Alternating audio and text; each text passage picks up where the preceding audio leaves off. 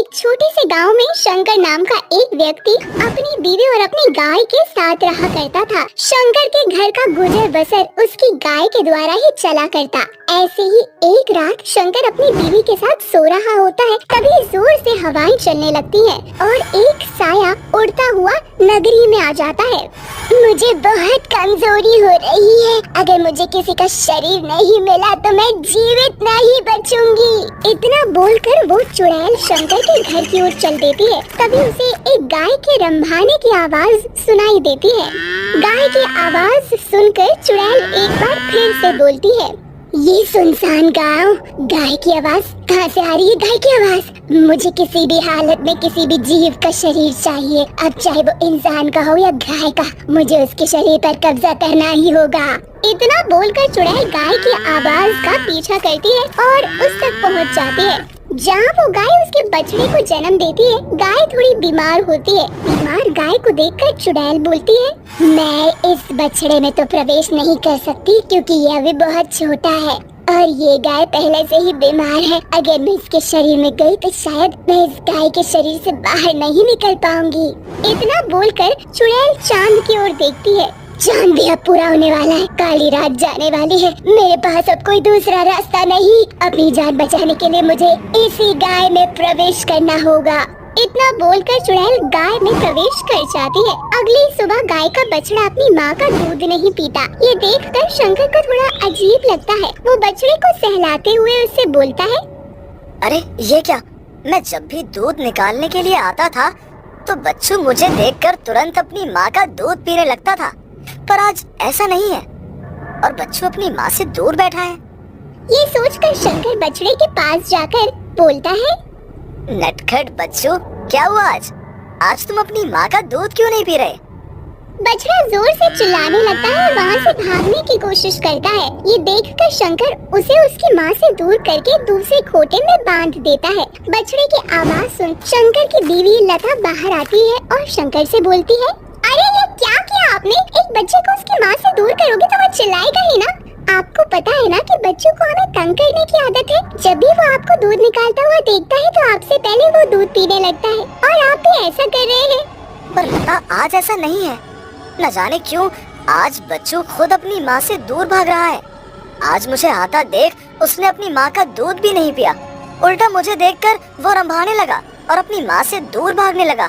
जब मैंने इसे इसकी माँ से दूर किया तब जाकर ये शांत हुआ। शायद इसकी तबीयत खराब होगी।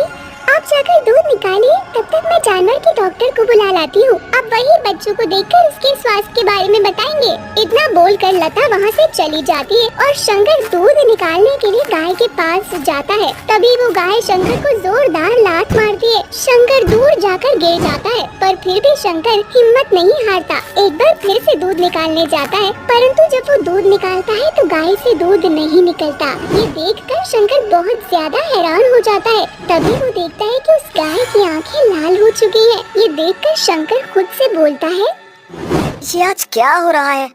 आज मुझे मेरी गाय अजीब क्यों लग रही है, मानो जैसे ये मेरी गाय है ही नहीं। ये क्या, इसकी आंखें इतनी लाल? एक काम करता हूँ, बच्चू के साथ इसे भी डॉक्टर को दिखा देता हूँ। लगता है बच्चू के साथ गाय भी बीमार है।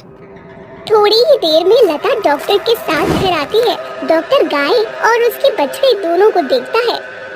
शंकर जी, आपकी गाय और बछड़ा दोनों ठीक है। अगर ऐसा है तो फिर आज मेरी गाय ने दूध क्यों नहीं दिया? हो सकता है सुबह होने से पहले बछड़े ने सारा दूध पी लिया हो। खैर, मैं चलता हूँ। इतना बोलकर डॉक्टर वहाँ से चला जाता है। जब रात हो जाती है और शंकर लता के साथ सोने के लिए चला जाता है, परंतु शंकर को नींद ही नहीं आ रही होती। वो बार बार अपनी गाय को देखने लगता है। तभी वो देखता है कि उसकी गाय आधी चुड़ैल में तब्दील हो चुकी है। अपनी गाय को चुड़ैल के रूप में देखकर शंकर के होश उड़ जाते हैं। तो वही चुड़ैल खुद से बोलती है, अब मुझे इंसानी खून पीना है। रात के 2 बज चुके हैं, पर मैं इस गाय के शरीर से कैसे बाहर निकलूं? मैं तो इसके शरीर में कैद हो चुकी हूँ। चुड़ैल अपने शिकार के बारे में सोच रही होती है कि तभी उसकी नजर एक आदमी पर पड़ती है। उस आदमी को शंकर के घर के पास से गुजरता हुआ चुड़ैल खुद को खूंटे से खोल लेती है और आधी गाय आधी चुड़ैल के रूप में उस आदमी के पास जाती है। चुड़ैल को देख आदमी अपनी आंखें मलता है और चुड़ैल से बोलता है, हे भगवान, ये कैसी गाय है? इसे गाय कहूँ या चुड़ैल? तुझे कुछ बोलने की जरूरत नहीं, तुझे बस आज मेरा खाना बनना होगा। इतना बोलकर उस आदमी को खा जाती है। ये देखकर शंकर की चीख निकल जाती है और शंकर बेहोश हो जाता है। चुड़ैल शंकर की चीख सुनती है और उसके पास जाकर देखती है कि शंकर बेहोश पड़ा है। जिसके बाद चुड़ैल खुद को एक बार फिर से खूंटे से बांध लेती है और सुबह होते ही शंकर सारी बात अपनी बीवी को बताता है। जिसके बाद शंकर अपनी बीवी के साथ मिलकर एक बाबा के पास जाता है और सारी बातें बाबा को बताता है। शंकर, वो चुड़ैल तुम्हारी गाय के शरीर में कैद हो चुकी है। अब वो चुड़ैल चाहकर भी गाय के शरीर से नहीं निकल पा रही है, इसलिए वो चुड़ैल आधी गाय और आधी चुड़ैल बन चुकी है। अब उस चुड़ैल से तुम्हारी गाय तभी मुक्त हो सकती है जब तुम्हारी गाय की मौत होगी। पर बाबा, मेरी गाय मेरी आखिरी सहारा है। अगर उसे कुछ हो गया तो मैं अपना घर कैसे चलाऊंगा? मैं समझ रहा हूँ शंकर, मैं अपनी तरफ से पूरी कोशिश करूंगा। मैं एक पूजा करूंगा और उस चुड़ैल को मुक्ति दिलाऊंगा। साथ में मैं कोशिश करूंगा कि तुम्हारी गाय को कुछ ना हो, पर मैं तुमसे ये वादा नहीं करूंगा कि तुम्हारी गाय बच जाएगी, क्योंकि उस चुड़ैल ने तब तुम्हारी गाय के शरीर में प्रवेश किया था जब तुम्हारी गाय की तबीयत ठीक नहीं थी और उस समय पूरा चांद हो चुका था, जिस वजह से अब तुम्हारी गाय तुम्हारी नहीं रही, बल्कि वो अब आधी गाय और आधी चुड़ैल बन चुकी है। बाबा की बात सुनकर शंकर विवश हो जाता है। जिसके बाद बाबा उसके साथ उसके घर जाते हैं और पूजा पाठ करते हैं। अब चुड़ैल पूरी तरह सबके सामने आधी गाय आधी चुड़ैल के रूप में आ जाती है, परंतु बाबा उससे नहीं डरते और अपनी तंत्र विद्या से उस चुड़ैल को कैद कर लेते हैं। जैसे ही चुड़ैल उस गाय के शरीर से निकलती है, शंकर की गाय अपना दम तोड़ देती है और बाबा उस चुड़ैल को अपनी बोतल में कैद कर लेते हैं, परंतु शंकर की गाय उससे दूर हो जाती है। जिसके बाद शंकर बोलता है, मुझे माफ करना मेरी गाय, तुमने मेरी इतनी मदद करी, पर फिर भी मैं तुम्हारी रक्षा नहीं कर पाया।